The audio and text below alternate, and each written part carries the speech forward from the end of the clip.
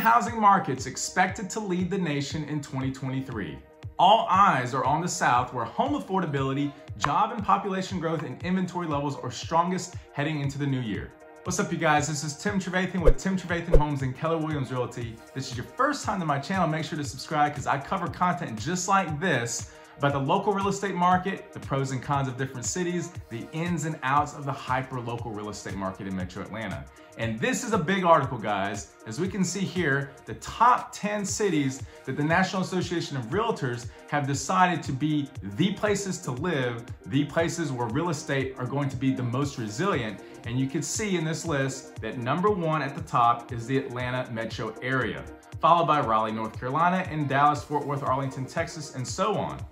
If you look at this list, you can see that a lot of these cities are located in the South, and for good reason.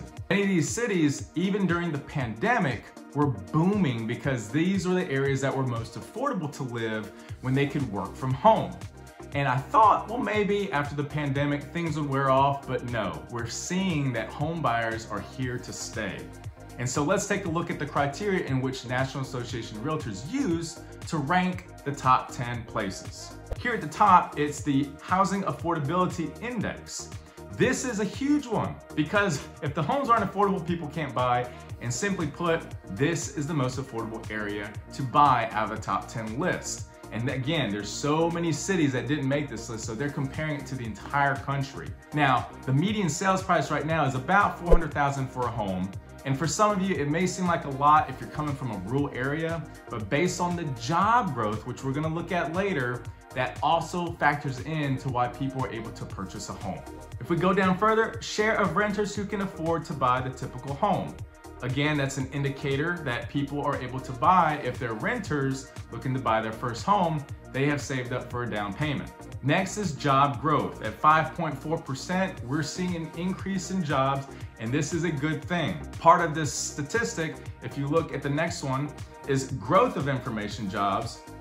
Massive surge of this compared to other places. And why is this a special thing? Because with technology growing and advancing in our day and age, these jobs are most sought after.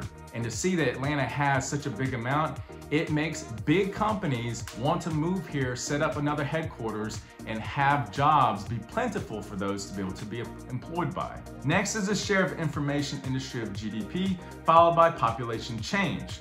Now, population change, what intrigues me about this is that there are so many people moving in and not that many moving out, like some of the other cities in the country where there's a net decrease or a net loss of population. We have not seen that with Georgia. People are moving here and they're here to stay. Next on the list is share of inbound moves, also indicative of the people that are moving here and staying, followed by change of active listings, share of workers working from home, and then last but not least, housing of shortage tracker. All across the country, we've had low inventory for many years now. But among the other cities, Atlanta doesn't have as big of a shortage as some of the other cities do, which means more opportunities for buyers to get the house that they want. Now that's the housing market and why Atlanta is #1, but why don't we go into some other details that are national trends, but very much impact the Atlanta market for the rest of this year. Let's take a look at it from a financial perspective. Right here, the 30-year mortgage rates versus 10-year treasury spread. This diagram is one that I really want to show you and illustrate to you why this is important. As you can see that a lot of times the 30-year mortgage rate follows the treasury, the 10-year treasury. And you can see here that, I mean, they're almost in line in terms of the line, not exactly. Now you can see here that a normal spread between the 30-year mortgage rate and the 10-year treasury is about 175 to 200 basis points. Right now, we're at about 300 basis points, meaning that we're a little bit above the normal, but we're still in line with what the historical trends have been. So as the treasury goes up, the mortgage rates go up. When the treasury goes down, the mortgage rates go down. So pay attention to the 10-year treasury because this oftentimes is a leading indicator of where mortgage rates are going to go. Now this is another one in terms of mortgage rates and recessions. Now a lot of people are saying, oh, we're in a recession. Well, maybe, but you know what? If we really were in a recession, history shows, as you can see in this graph, that almost always after or during, basically during a recession, we saw interest rates come down. So yes, they are at the highest point that we've seen in over 10 years now, but historically they're still low, and they could go lower if people are saying that we're truly going to be in a recession in 2023. Something to look out for. Another thing to keep in mind is the effect recessions have on the housing market. A lot of people say, oh, well, a recession means the housing values are going to come down. No, in fact, if you look here, almost every time it remained unchanged or went up, except for 2008. And then there's another time way back, it's called the Great Depression. Yeah, there aren't many times where it affected the housing market, contrary to popular belief. Here's another telling graph that shows the existing home inventory from 1999 to 2022, and we can see that the inventory is at an all-time low, meaning with the nature of supply and demand, home prices are not going to sink down as some may think will happen. Here's another graph of active existing home listings that have gone up since January 2022.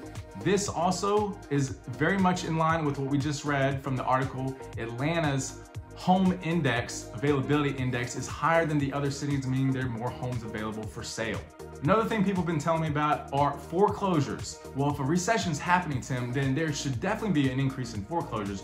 Well, we have seen a tiny increase here in the last year compared to 2021, but still very, very much historically at a very low level, meaning we're not going to be able to see those good deals, so to speak, that come from foreclosures, which, by the way, you still have to buy in cash, as is sight unseen a lot of times at the county court steps when you're trying to do an auction. But apart from that and the difficulty of buying a foreclosure, there just won't be that many opportunities. And last but not least, the most telling graph I would say of them all is this one: average equity in homes.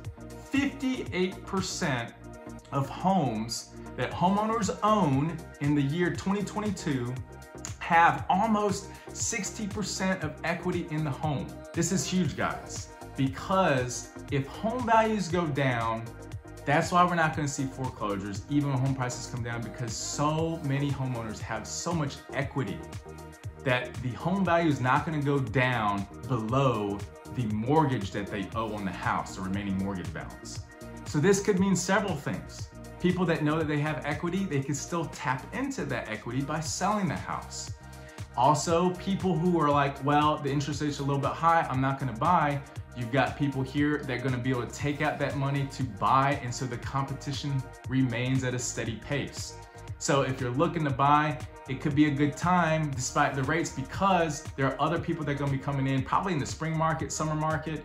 Atlanta being one of the top, well, the top #1 place for real estate based on all of the criteria. So stay tuned with other information that I'm going to provide. Don't forget to subscribe, and I'll see you on the next video.